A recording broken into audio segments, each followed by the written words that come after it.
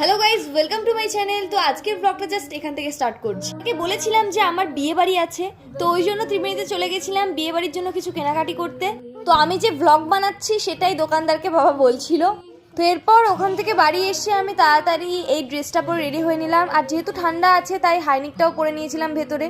আর এখানে ভাইও রেডি হয়ে গেছে অলমোস্ট, এবার আমরা বেরোবো। তো ফার্স্টে বিয়ে বাড়ি গিয়ে বড় মায়ের সাথে দেখা হয়ে গেল, যার ছেলের আর কি বিয়ে। তো এটা জায়গাটা এইভাবে সাজানো হয়েছে, দেখো বউ হাই করে দিচ্ছে, কেন কি উনি আমার খুব চেনা জানা একজন মানুষ।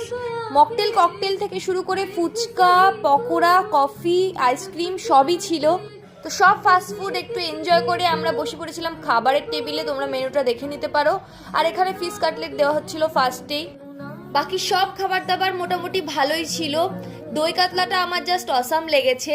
তো সব খাওয়া দাওয়া করে আমি তো বাড়িতে চলে এসেছিলাম, আর বাড়িতে এসে একেবারে মশারির মধ্যে ঢুকে বসে পড়েছি।